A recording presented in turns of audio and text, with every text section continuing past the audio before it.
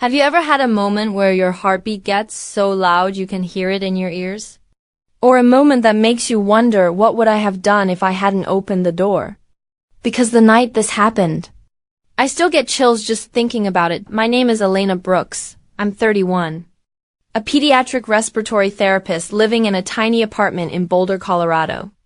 And what I'm about to tell you changed everything I thought I knew about family, loyalty, and survival. But before I get into the real stuff, hold on before we get into the real stuff. I want to know, what are you doing at this exact moment while hearing my voice? I love seeing your answers down below in the comments. Alright. Here's how it all started. It was 4:12 a.m. when the knocking began. Soft at first, like someone tapping a coin against the door. I just finished a brutal double shift at the hospital, finally drifted off, and honestly, I thought I was dreaming. But then the knocking came again, harder, faster, urgent. My apartment was freezing.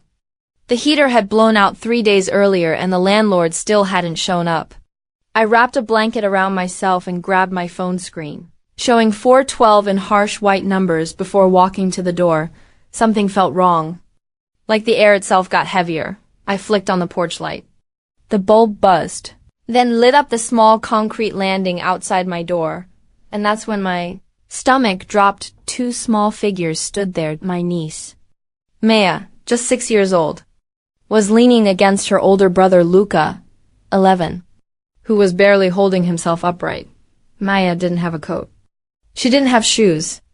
She didn't even have socks. Just a thin cotton nightshirt soaked through with frost. Her lips were blue. Luca was wearing an oversized hoodie, no gloves, no hat, and his hair was frozen in little clumps. His hands were shaking so violently he kept losing his grip on Maya's shoulders. Both kids looked like they'd walked straight out of a nightmare. Aunt Elena. Luca tried to speak, but his teeth were chattering so hard the words fell apart. We need help. My whole body went cold. I dropped to my knees on instinct. Years of medical training flipped on like a switch. I pressed 2 fingers under Maya's jaw. Her pulse was thready and fast.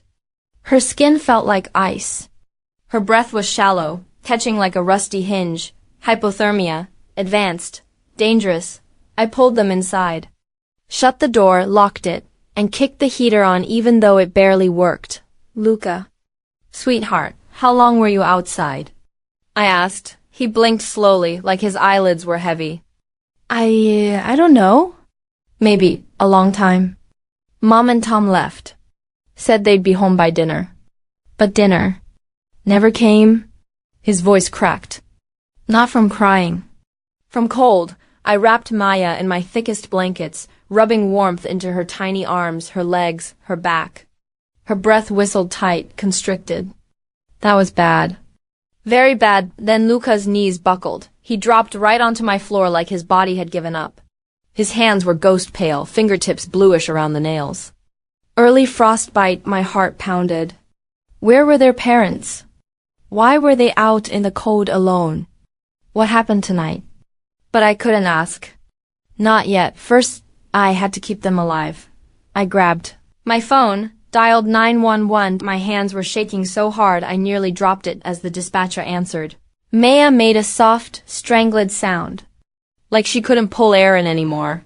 And that was the moment I realized this wasn't just a bad situation. This was life or death. The 911 operator's voice buzzed through the speaker. Calm but clipped. Ma'am, tell me what's happening. I was already kneeling beside Maya, one hand on her back, feeling her ribs pull tight with every shallow inhale. This is Elena Brooks, pediatric respiratory therapist. I have 2 minors in my home with signs of severe hypothermia.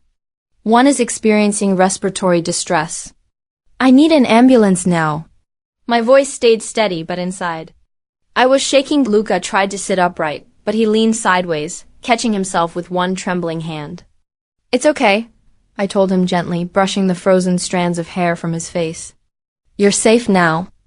I've got you, but the truth, I had no idea what had happened to them. And I wasn't sure I wanted to hear the answer. The operator asked for their ages, symptoms, home address. I gave everything clearly, efficiently, because that's what my training drilled into me. But my eyes never left Maya, her lashes clumped with frost. her breathing tight and fast. Asthma, cold-triggered airway constriction. Possibly pneumonia. Possibly worse. I pulled out my personal nebulizer kit, the one I kept for emergencies, because trust me, the universe loves to drop medical crises in nurses' laps at the worst possible times. I snapped it together, poured in saline, and fitted the tiny mask to Maya's face. Her little chest shuddered as the mist began to flow. "Come on, sweetheart," I whispered. "Stay with me." She blinked up at me with slow, heavy eyelids.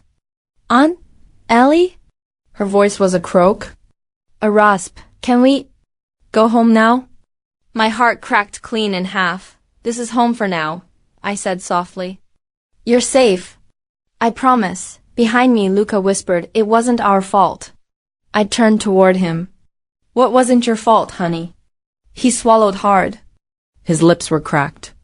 "I tried calling Mom, and Tom too. But the phone died. And I didn't know what else to do. Maya was crying and—" His voice broke, and he pressed the heel of his hand against his eye like he didn't want me to see. "And it was so cold." My breath caught. Where were my sister and her husband? Why weren't they answering? Why weren't they home?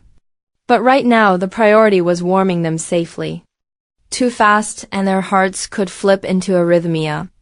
Too slow, and they'd slip deeper into hypothermia. I wrapped Luca in 2 layers of blankets, then warmed milk on the stove's slow, careful heat.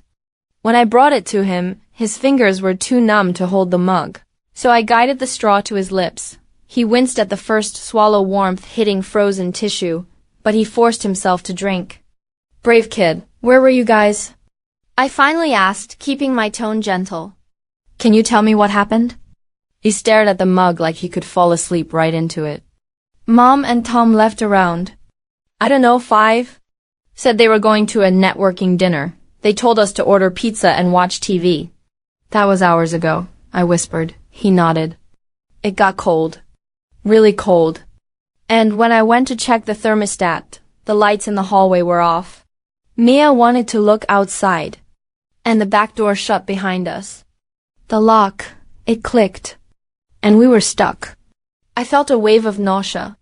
The kind that came from realizing you were hearing truth no kid should ever have to say, "You walked here?" My voice came out too quiet. He nodded again, ashamed like he'd done something wrong. "Yeah, through the trail behind the neighborhood. I knew your place was close. I carried Maya as much as I could. She got tired." I closed my eyes for a second. This child had marched through freezing temperatures carrying his sister so she wouldn't die. "Luca," I said, scooting closer so our eyes met. "What you did was incredible. You saved her life." His chin trembled at that. He swallowed hard, and then sirens. Faint, then louder. Flashing red and blue bouncing through my blinds. "They're here," I told him. I cracked the door open before the knock even landed. 2 paramedics hurried in, gear in hand, eyes widening as they saw the kids. "What happened?" The lead medic asked. "Hypothermia in both. Possible frostbite on the boy. The girl has acute respiratory distress, maybe asthma exacerbation. Nebulizer is working, but she's still tight." They moved fast, efficient. A flurry of blankets, vitals, oxygen, but as they loaded the kids onto the gurneys, Luca trembling. Maya, barely conscious, one of the paramedics, asked the question I knew was coming. "Are the parents meeting us at the hospital?" A beat of silence. Then I said the only thing I could. "I don't know. But they should be." As we climbed into the back of the ambulance, Maya's tiny hand slid into mine. Her pulse throbbed weakly against my palm, and right then, right in that freezing metal box speeding toward the hospital, I realized something bone deep, whatever happened next. This night wasn't even close to over. The inside of an ambulance always smells the same: plastic, metal, and that faint sterile tongue that settles into your clothes. But that night, it smelled like fear too. Thick, heavy, clinging to every corner. I sat on the bench beside Luca, holding his hand because he couldn't stop shaking. Not just from cold, he was in shock. Maya lay strapped to the gurney across from us, her breathing shallow under the oxygen mask. A paramedic monitored her vitals, adjusting knobs I knew by heart. Her O2 is climbing, he said calmly. She's hanging in there.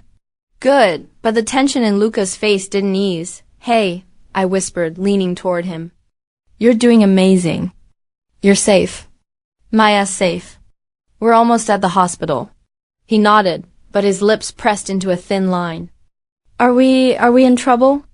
God, this kid. No, I said instantly. You are not in trouble. Not even a little. You did everything right tonight. His eyes glistened, but he blinked it away like he refused to let himself cry. Mom always says we make things harder for her. That we're too much. My jaw clenched. Hard. Your mom is wrong, I said quietly. You didn't make anything harder. I stopped myself.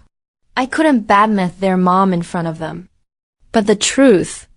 My sister Adriana had been spiraling for years. Bad choices. Worse people. And the guy she married last year, Tom, was nothing but ego and expensive cologne. Still. This, leaving them alone in freezing temperatures? I felt my pulse spike. The paramedic beside me glanced up. Your niece is stabilizing. We'll get her into warm fluids and a pediatric room right away. I nodded, grateful, but my mind kept spinning like a loose wheel. How long had the kids been outside? Why didn't Adriana pick up the phone? Where were they right now? And why did Luca keep glancing at the ambulance doors like he was afraid someone might yank him out?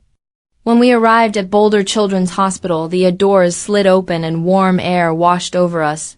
Blessed, heated, bright. Nurses swooped in immediately. I knew 3 of them. They knew me too, Elena. One of them blinked hard.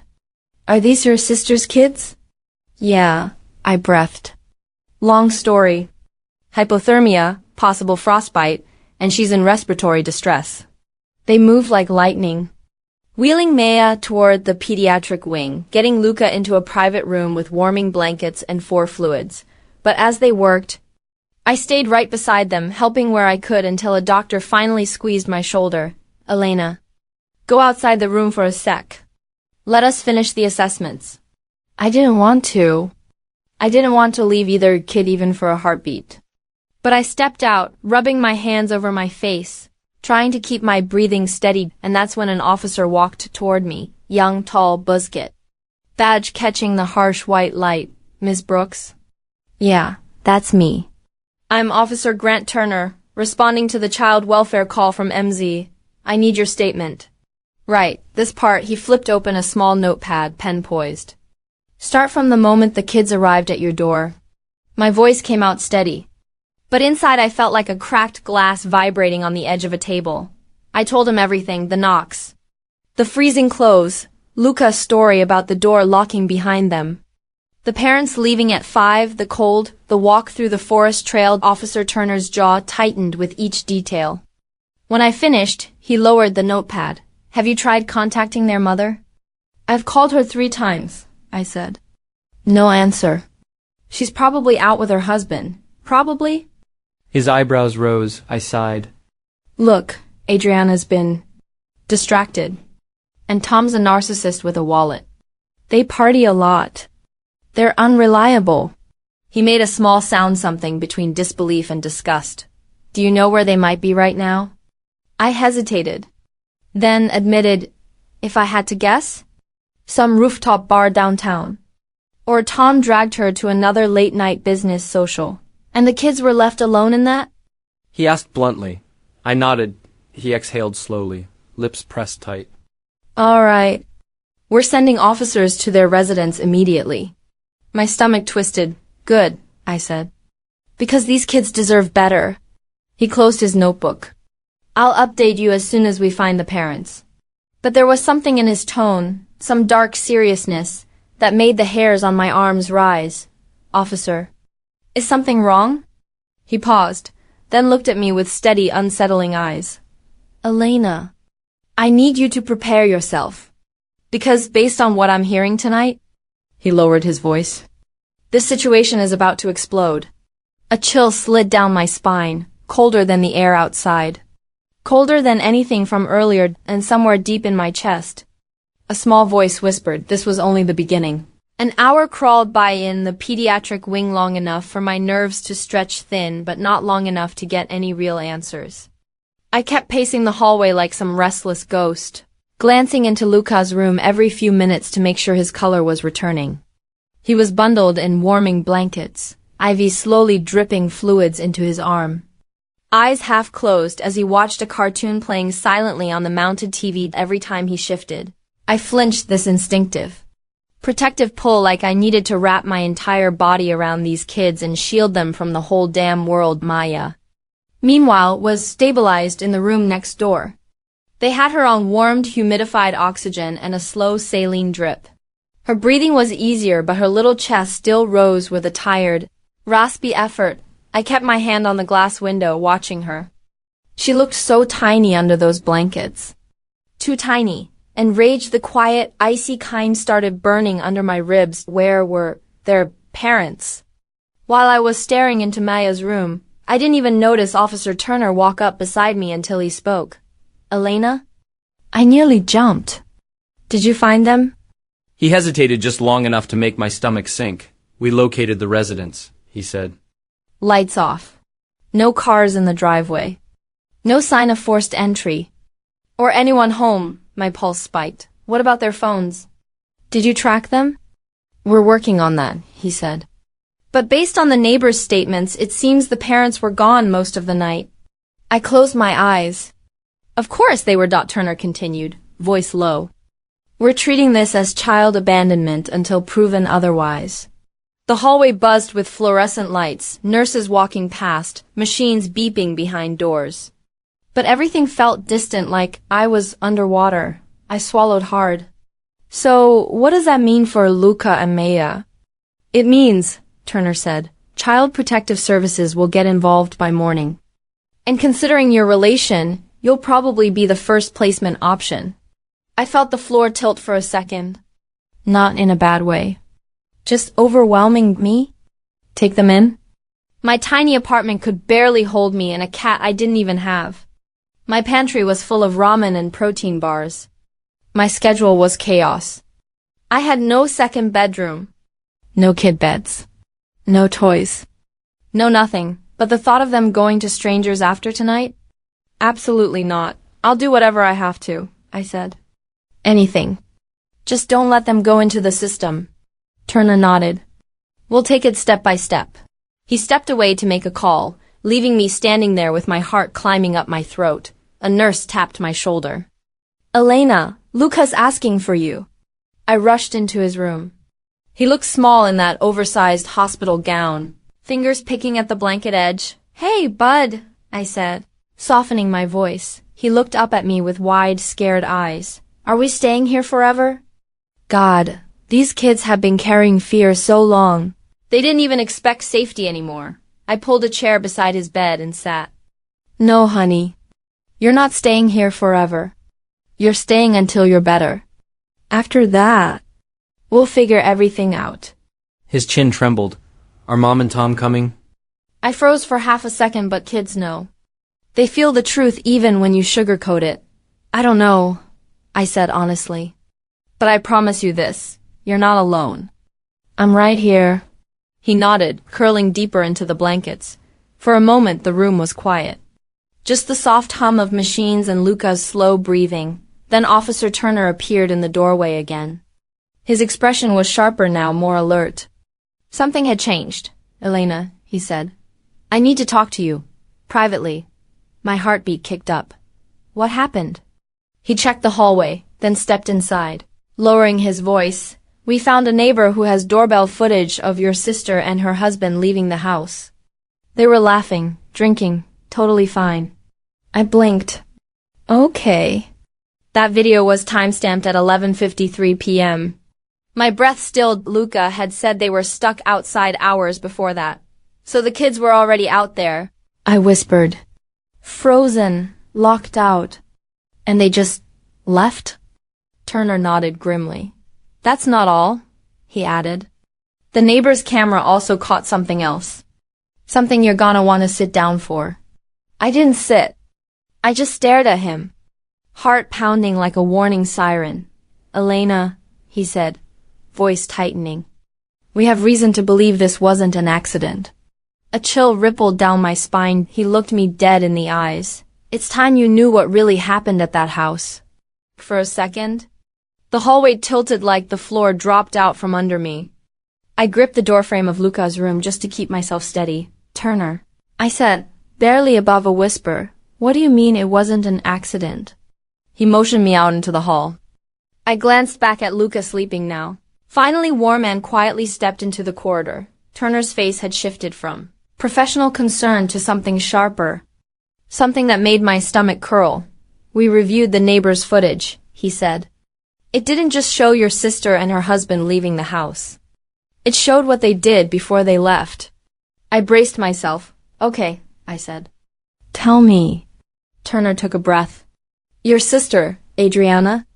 She opened the back door, stepped outside, and yelled at someone inside the house, your niece and nephew. My heart stuttered. Yelled what? She said, and I'm quoting, if you two want to act helpless, then freeze out here for all I care. I froze. The hallway felt suddenly too bright. Too cold. After she shoved them outside, Turner continued, she shut the door. Then her husband Tom walked up behind her and manually engaged the smart lock. My mouth went dry. He locked the kids out? It came out like a question, even though it was single quote. Turner nodded. Yes, on purpose. My vision blurred for a second. I pressed 2 fingers to my temples to steady myself. They knowingly left their children outside in below freezing temperatures.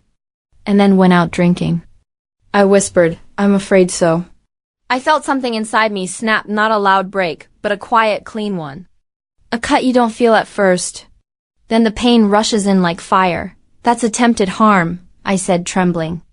That's exactly how we're treating it, Turner replied. This isn't simple neglect anymore. What we're looking at carries serious felony charges. The rage that hit me didn't come all at once. It rose slowly, like hot water climbing the sides of a pot, ready to boil over my sister. My own sister, and that man she married, they hadn't just been careless. They hadn't just ignored their kids. They had done this. On purpose. To punish them. To, what? Teach them a lesson? The thought made me sick. Turner lowered his voice even further. And Elena, we may need you to testify. I shook my head, not in refusal but disbelief. I'll do whatever it takes, I said. Whatever keeps them safe. He studied me for a long moment. I figured you'd say that. Just then, a nurse waved me over. Elena, Maya's awake again. I rushed into her room. Her tiny face looked pinker now, less frightening. Her eyes fluttered up at me, then softened in relief. Aunt Ellie, she whispered. You stayed. My chest cracked open. Of course I stayed, I told her, brushing her hair back from her forehead. I'm not going anywhere. She reached out a small hand, fingers still cold, and grabbed mine. Are we in trouble? She asked. No, I promised, my throat tight. You are safe. And no one is going to let anything bad happen to you again. But even as I said it, I heard Turner's words echo in my head. It wasn't an accident. They locked them out on purpose. How long had this been happening? What else didn't I know? What had those kids been enduring behind closed doors? I glanced at the 4-line, the breathing monitor, the warm blankets tucked around her little body. They looked so fragile. And for the first time, I really understood that I wasn't just their aunt. I was the only person they had left. I squeezed her hand gently. I'm right here, okay? I won't leave. Her eyelids drooped as the meds made her drowsy again. And I stayed there until her breathing settled into a steady rhythm, when I finally stepped out into the hallway. Turner was waiting. We found something else, he said. Another chill rolled through me. What now? He pulled up a paused screenshot on his phone footage from the neighbor's camera. Zoomed in, clear as day, my sister laughing. Tom clinking a drink in the air. And behind them on the patio 2 small silhouettes curled against the door. Just before the lock engaged, my throat closed. Elena, Turner said quietly. This is going to get much worse before it gets better. And somewhere deep inside me, I felt something twist. This wasn't just a family crisis anymore. This was the beginning of a war. By the time the sun crawled over the horizon, the hospital hallways smelled like burnt coffee and floor polish. A new shift was clocking in.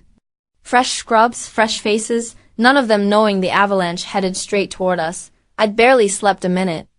Every time I closed my eyes, I saw that camera footage, Maya and Luca huddled against a locked door, their tiny silhouettes shaking in the cold while their parents laughed, the kind of image that brands itself into your memory like a scar.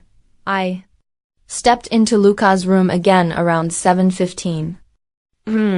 He was sitting upright now, color returning to his cheeks. The nurse had gotten him a cup of apple juice and a packet of crackers. He looked up at me, relief flickering in his eyes. "You didn't leave." I sat on the edge of his bed. "Of course I didn't. You think I'm going anywhere?" He glanced toward the hallway. "Are Mom and Tom coming?" There it was again. That hope. Fragile as glass, I swallowed. "I don't know," I said gently. "But right now you just focus on getting warm, okay?" He nodded weakly. "Okay." A knock on the room door made me jump. It was Carla Reddington, CPS investigator, late 40s. Pin straight gray streaked hair, glasses that hung on a chain, and a clipboard that looked like it had ruined lives before breakfast. "Elena Brooks?" she asked briskly. "That's me." She stepped inside, scanning Luca with practiced eyes. "I'm here to conduct the emergency welfare evaluation." I braced myself. CPS workers aren't cruel, they're necessary. But when they walk in, it means the situation is critical. Carla closed the door behind her. "Let's start with the basics," she said, clicking her pen. "The children's mother and stepfather have not responded to repeated calls. We're formally designating the children as temporarily displaced minors." Luca looked confused. "What does that mean?" "It means," Carla said without softening her tone, "you'll stay with a safe adult until we complete our investigation."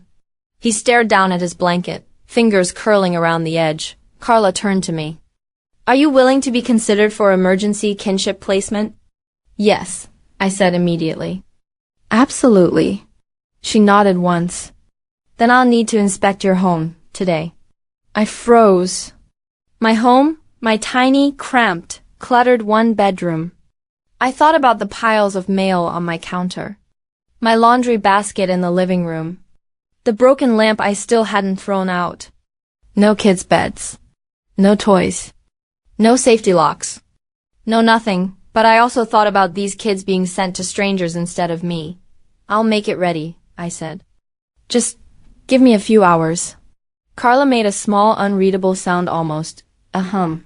"Very well. I'll arrive at 2 p.m. sharp." She turned to Luca. "Don't worry. Your aunt is doing everything she can."